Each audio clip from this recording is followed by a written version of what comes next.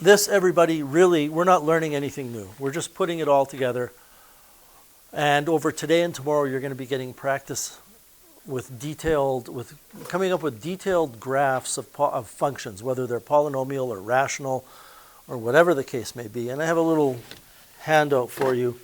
Because the amount of work that we do for each graph is quite extensive, I've just made these kind of templates here to help keep you organized in your work. On one side is just a list of everything that you need to know to be successful in sketching a function.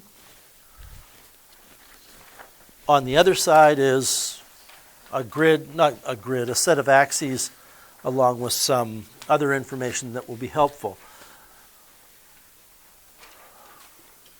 So, if you want to sketch a detailed graph of a function using all of your math skills accumulated up to this point in time, then you need to be able to find intercepts, which is really not calculus.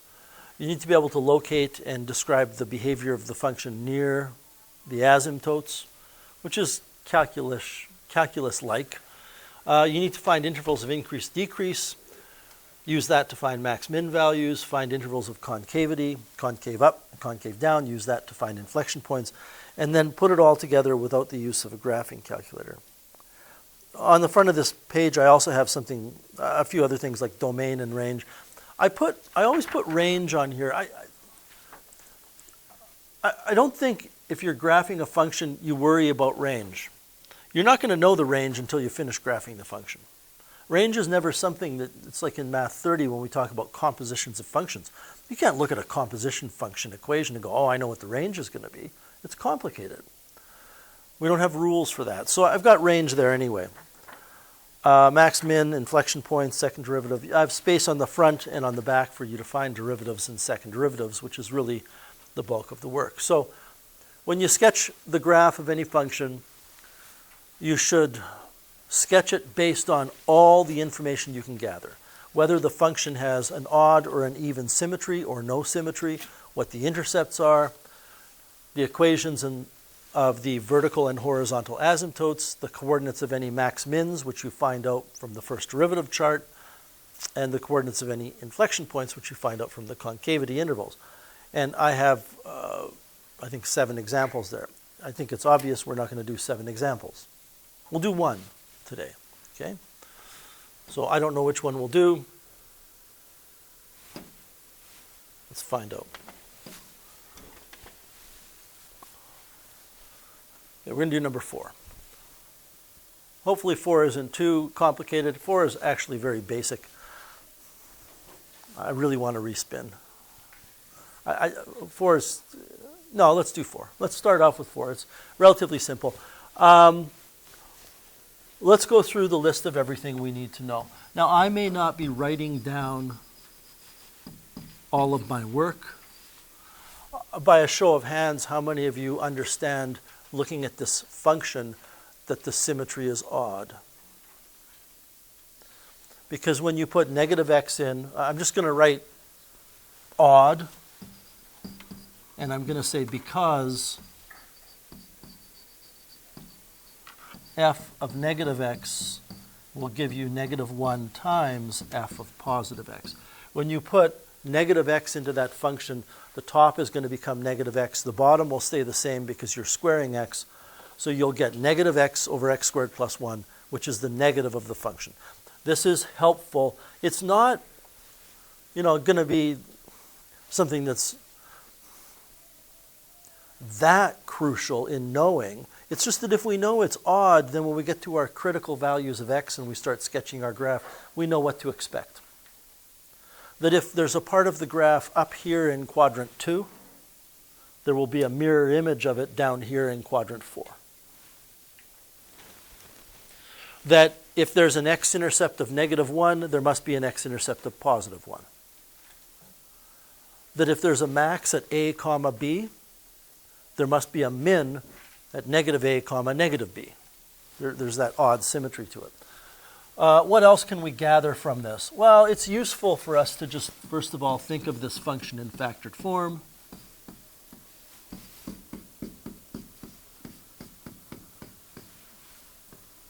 from that, by the way, I can gather there's an x-intercept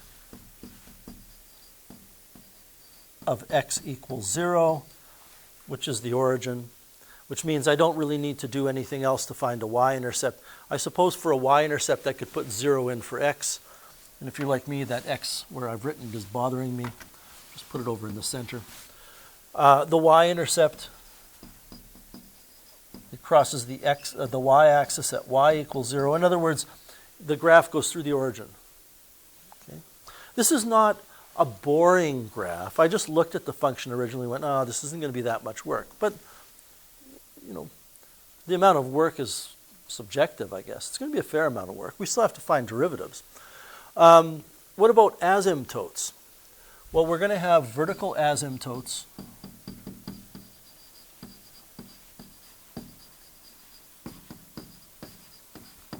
at x is equal to -1 and x is equal to +1. And by the way, that means the domain is x is not allowed to be 1 or -1. I'm sure you've stumbled upon this, whether you've consciously thought about it or not, I don't know. Wherever you have vertical asymptotes, you're going to have critical values for the first and second derivative. But that's okay because those critical values form the ending of the intervals in our chart. They're never in an interval. So we don't really have to worry about the domain here. There is a horizontal asymptote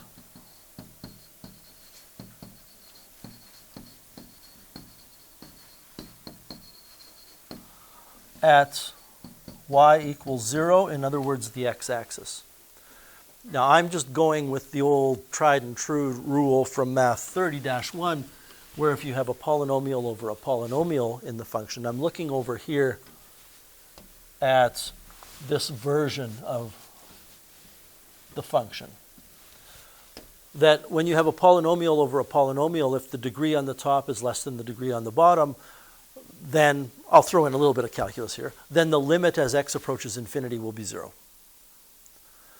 I will remind you, though, because you are going to need to know this in case the functions are more complicated, not polynomial over polynomial, that really what you're doing here to find that asymptote is you're saying the horizontal asymptote is at the limit as x approaches infinity of x over x squared. It is -1, isn't it? Okay. And what you do then is you divide every term by the highest degree. You don't have to write this down. I'm just pointing out that it's a skill you do need to be familiar with. This becomes the limit as x approaches infinity of 1 over x over 1 minus 1 over x squared. And this at infinity becomes 0, or approach 0, I suppose. So that becomes 0 over 1 minus 0, which is 0 over 1, which is 0. As I said, if the functions get more complicated, you can't just look at it necessarily and decide that. So what have we got? We've got our asymptotes, we have our intercepts, we have the symmetry. The domain, we can make a note of the domain, it's just not very helpful. I don't think there's anything else except for getting into the derivatives. So we have to find the first derivative and the second derivative. Y is equal to x over x squared minus 1. So we're going to use the quotient rule. Fairly basic thing to differentiate. I think if you stop and think about how far you've come, it's amazing. I'm not saying you couldn't have done it. I'm just saying it's pretty amazing everything that you've learned. Differentiating this, hopefully you're not sitting there going, oh yeah, how do I differentiate something that looks like that? It's just a natural skill you've developed. So the quotient rule says the derivative of the top times the bottom minus the top times the derivative of the bottom, and this is over the bottom squared. Man, derivative of the top is 1 times the bottom, which is x squared minus 1, and then minus the top, which is x, times the derivative of the bottom, which is 2x. I don't think, well, there's nothing to factor here. We might as well just multiply it out across the top. So we get dy dx is equal to, I have x squared minus 2x squared. I get negative x squared, and then my minus 1.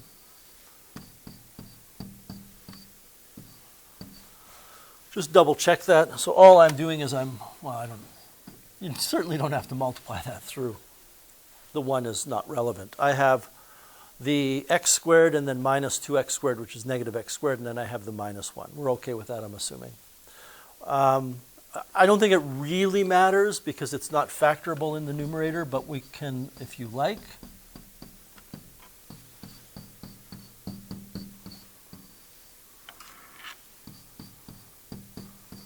If you're the kind of person that just wants to minimize the number of negatives, then you could take that negative out.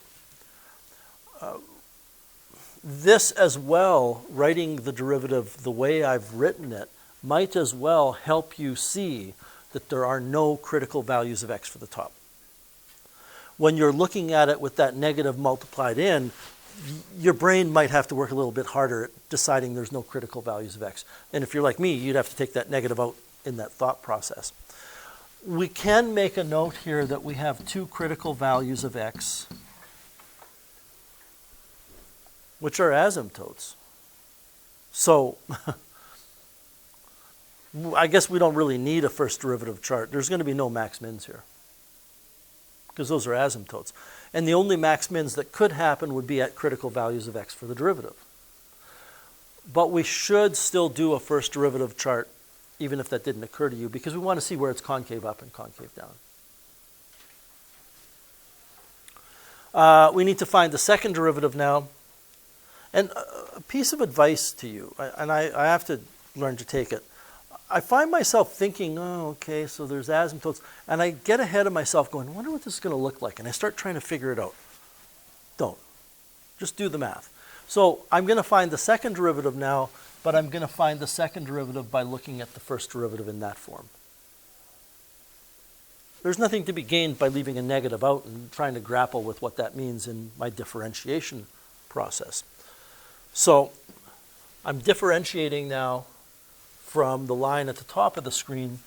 I'll get d2y dx squared.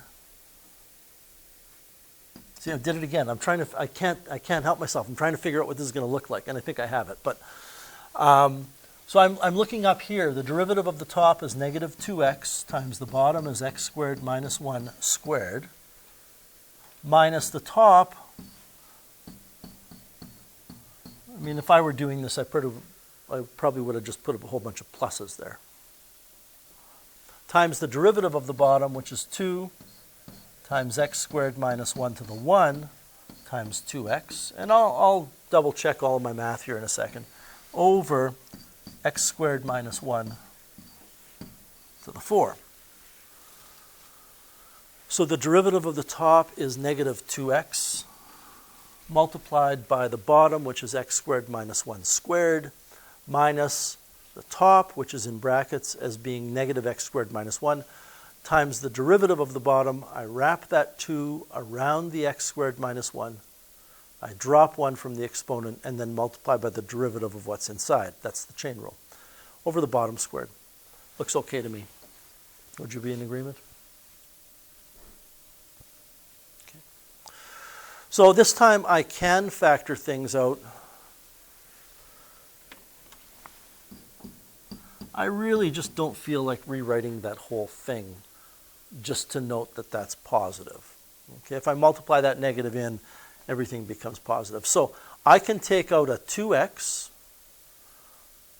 and I can take out an x squared minus 1.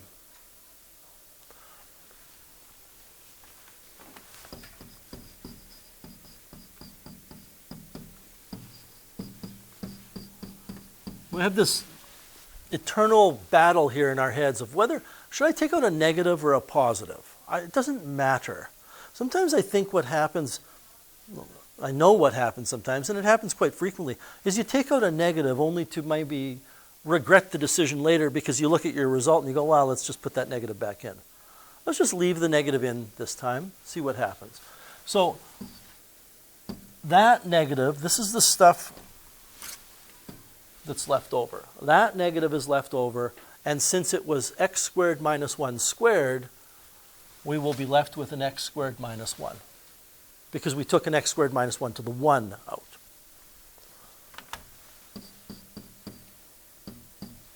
See, and in my mind, I would just think, well, that's 1 minus x squared, so why not leave the negative in there rather than having an extra negative over here?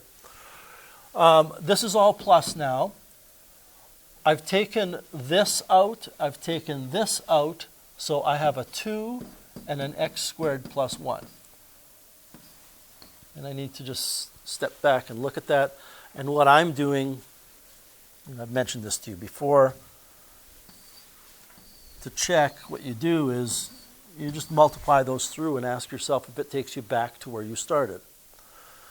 So I would have a negative 2x and an x squared minus 1 squared. I would have a 4x, and I do, an x squared plus 1, and I do, and an x squared minus 1. So this is all good.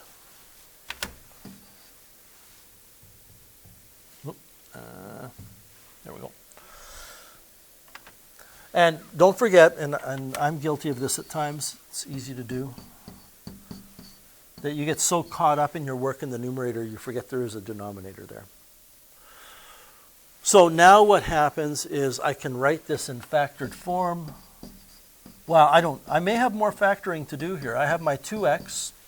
On the bottom, I have x squared minus 1 cubed, because it's to the 4, and I have this x squared minus 1 to the 1 there. And then I have to clean this up. So this is negative x squared plus 1 plus 2x squared plus 2, which is x squared plus 1, which is a bit of a fluke because I think we had an x squared plus 1 at some point in here. But I want to double check that. Negative x squared plus 2x squared is x squared.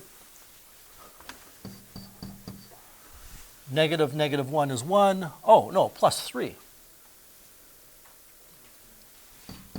Plus 3. Yeah. Okay. Now I really want to double check that. Negative x squared plus 1, and then I have plus 2x squared plus 2. It looks good. So what are my critical values of x for the second derivative? 0 plus or minus 1. Again, if you're keeping score, so to speak, you know that at x equals 1 and negative 1, those are vertical asymptotes. So there cannot be an inflection point there, but we still do the chart anyway to find out about concavity. I want to just stop for a second and point something out. What we are not doing, and I think is overkill, maybe not in post-secondary, is there's an asymptote. You don't need to write any of this down. I'm just pointing something out. There is an asymptote at x equals 1, and there is also an asymptote at x equals negative 1.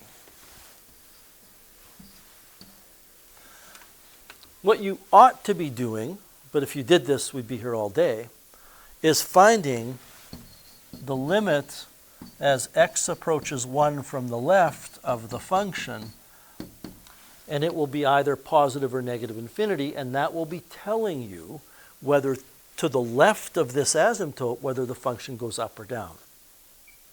But all that information is going to be revealed when you put together your concavity and intervals of increase, decrease. It's going to be apparent. Okay? So now let's do our first derivative chart. I have to go back and remind myself what the first derivative was. It was negative 1 times x squared plus 1.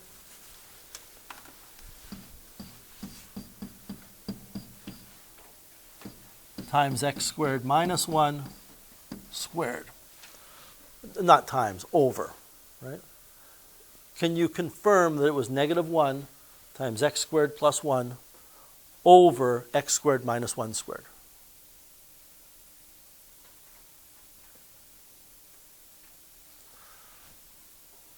Well, I feel as though I don't even want to do anything else with this. The derivative's negative everywhere. Right? Negative 1 is always negative. Always. X squared plus 1 is always going to be positive because x squared will be positive, or 0, 0 is not critical, so you can use it, but 0 plus 1 will be positive, and this thing is squared, so it's always going to be positive. However, you know, in the sake of completeness,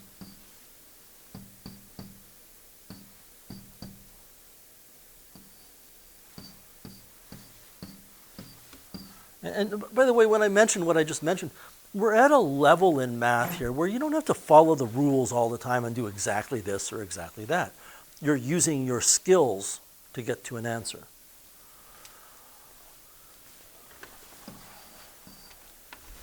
Negative, negative, negative, positive, positive, positive, positive, positive, positive. The first derivative, the first derivative, dy dx, is negative everywhere, which means the function is decreasing, decreasing everywhere. It's decreasing in all of those intervals. It's not decreasing everywhere because it's not decreasing at the critical values of x. The second derivative had a 2x, an x squared plus 3, and an x squared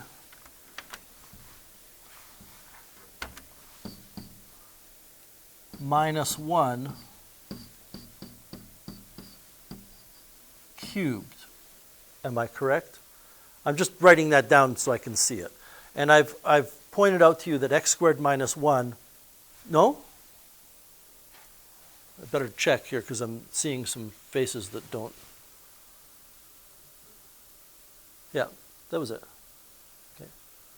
So, because this exponent on the x squared minus 1 is cubed, I personally wouldn't take any chances. I would think of it as x plus 1 cubed, x minus 1 cubed, and have separate columns in my first derivative chart. Okay, so we are going to have from negative infinity to negative 1. From negative 1, this is for our second derivative chart, to 0. Because of that 2x in the numerator, we have a critical value of 0. And I already wrote that down, didn't I? We're going to go from 0 to 1, and from 1 to infinity. And across the top, we have our 2x, we have our x cubed plus 3, and we have our x plus 1 cubed, and our x minus 1 cubed. Listen, if you want to leave that as x squared minus 1 quantity cubed and grapple with it, that's fine. It's just that instead of going from negative to positive in your chart, it's going to go from negative to negative, or positive to negative to positive.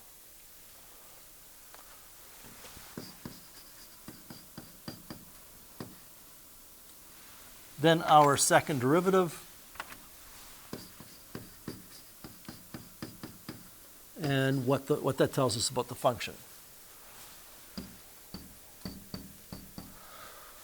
So 2x is a linear monomial of a function of x. Wherever x is negative, 2x will be negative. Wherever x is positive, 2x will be positive. X squared plus 3 is a quadratic expression that will always be greater than 0, because x squared, even if we allowed x to be 0, x squared would still only be 0. When we add the 3, you're getting positive. And by the way, we can't use x equals 0 because 0 is critical. It's not in the intervals. X plus 1 is negative before negative 1 and positive after. So looking at just, everybody, looking just at the x plus 1, it goes from negative to positive as it passes through negative 1. But when you cube a negative, you get a negative. When you cube a positive, you get a positive. So the fact that this is an exponent of 3, we have the same rule for it behaving like a linear. It's cubic, but it's behaving like linear. Similarly here, x minus 1 will be negative until it passes positive 1 when it becomes positive. So x minus 1 cubed will follow the same rules. I get a negative here, a positive here, a negative here, and a positive here. And again, I can't help myself. This is all making sense now. I can picture what the graph is going to look like. Okay. So now we have to sketch this. And I mean, I would highly, if you want to sketch it just on paper roughly, that's fine. But I would highly recommend using that sheet that I gave you. And there's more sheets up here as you're working through stuff today. You can grab some more. Well, let's put stuff in. Let's first of all survey our surroundings. We have asymptotes at x equals -1 and +1. We have a horizontal asymptote on the x-axis. I guess we can put that in right now. That's not going to affect how we scale anything. In terms of interesting x-coordinates that are of interest to us, there's only that 1 and -1. I hope you understand, though, we don't want to scale this from -1 to 1. We want to have some cushion room. So I might, if I were scaling this, just say that that's -1, that's +1, and that's good enough. I don't think you need to do anything else. If this were some kind of an assignment, and there's no way these are exam questions. We'll talk about what an exam question in this chapter would look like later. Well, your quiz was an example of that. If this were a written response assignment, then I guess you'd put -1 and 1 there. We know it's -1 and 1. So we can draw in our asymptotes.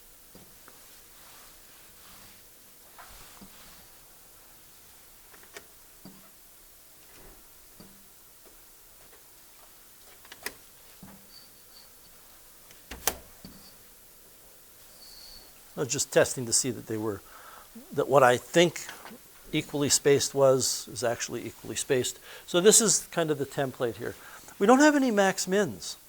So there's no reason to put any context to the vertical scaling of this. What I mean is you don't want to do something like say, well, this is going to be 10. Well, we don't know. And that's not the point anyway. You could make a table of values and find out. So across the top of this, on that sheet I've given you, I've drawn a line. And I think above the line I have first derivative information, right? So the first derivative had a critical value of x at -1 and at +1.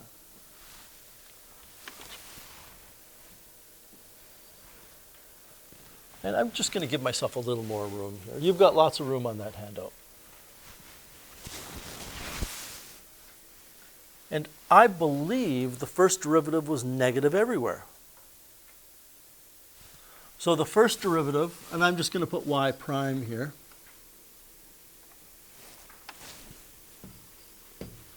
was negative. Notice I don't put a negative on top of that -1, on top of that marker, because it wasn't negative there. And then in between -1 and 1, it's negative everywhere. And then afterwards, it's negative everywhere. Kind of an uninteresting result. But what that tells you is that it's decreasing here. And just because I'm a little cramped for room, normally what I would do is draw a bunch of downward arrows. You've seen me do that before. It's decreasing in this interval. And it's decreasing here. Again, I could have done this, just drawn a bunch of arrows. My second derivative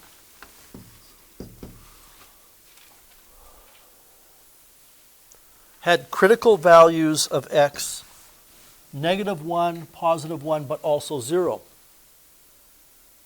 And I believe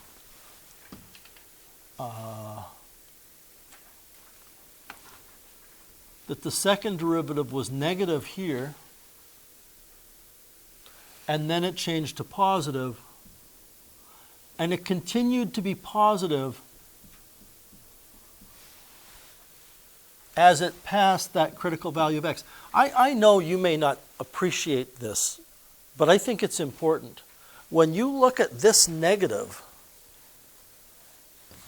that I put here, It's on top of x equals 0 because x equals 0 wasn't critical there. There wasn't an interval that ended at 0 for the first derivative.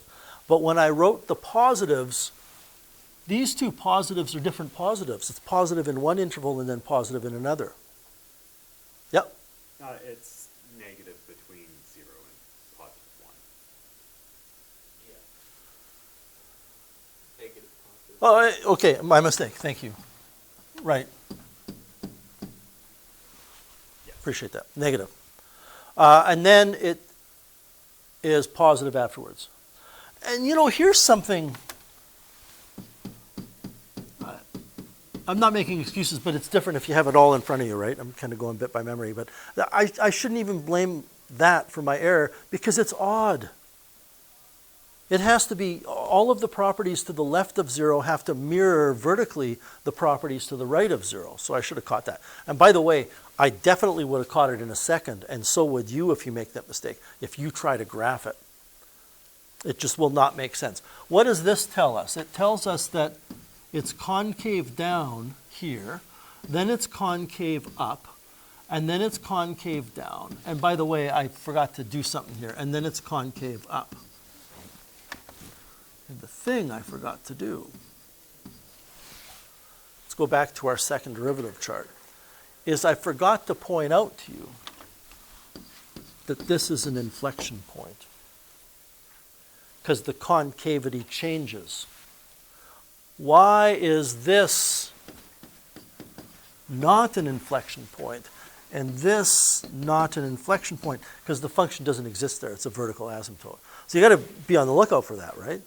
You can't just blindly say, oh, we've got 3 inflection points. So the inflection point occurs at 0, which we can put in here. And your job now is to draw a function that is asymptotic to these asymptotes, concave down and decreasing up to -1. Well, that's easy. There's no other way you can draw something that's asymptotic to those two dotted lines, that's concave down and decreasing. Similarly, over here, there's only one way you can draw a curve that's asymptotic in that region, decreasing and concave up. With a little bit of thought, I hope you see that what's happening is it's asymptotic here. It's asymptotic here. It has to be because it's decreasing everywhere. It starts up at the top close to that asymptote on the right-hand side of x equals 1. Sorry, x equals -1. And then it decreases and it has to pass through that inflection point. But that means it changes concavity. It goes from being this kind of shape to that kind of shape. And that's a pretty decent, I kind of lost the thread of things here at the end, but that's a pretty decent picture. If you were to sketch that on your graphing calculator, it would be very close to that. Of course, there's a couple of things. We don't know and we can't tell without making some limited table of values the severity of these curves in relation to each other, right? I mean, it could be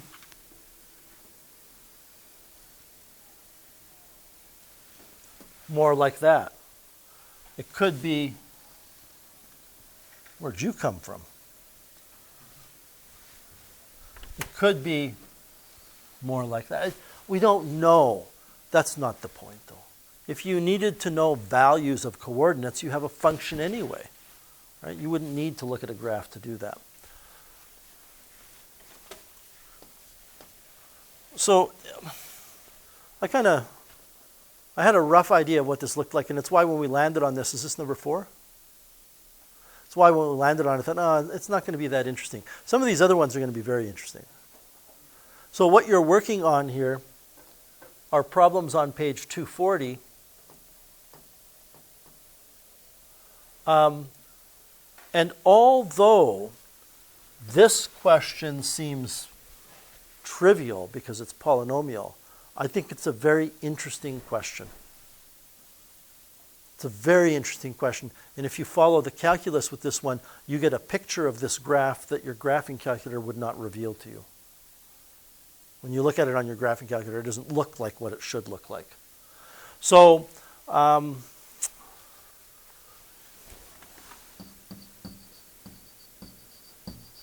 mean, that's just a rational function. It's going to have two asymptotes and two curves to it. You probably don't even need calculus to do that. I think 10 is definitely going to be a challenge. Anything with square roots, so like 9, 10, 11, and 12 are going to be interesting ones. We're working on these today. We're working on them tomorrow. You're just getting more and more practice trying to put it together. I could very well give you on an exam, on a written response, the first and second derivatives and ask you to sketch it. Or I could give you the first and second derivative charts completed and ask you to sketch it, which I think is an even better question. I don't want you to do the chart. I want you to sketch a graph that's concave up here, concave down there, concave down there, concave up here. It's increasing in this interval, it's decreasing in these two intervals, and there's a max at this point and a min at that point, and by the way, there's a horizontal asymptote somewhere. Sketch a function that meets those criteria. And we could have 20 different graphs, and they could all be right. Okay. But this is giving you skills with the other stuff. So get to work on some of those. Pick one and get after it.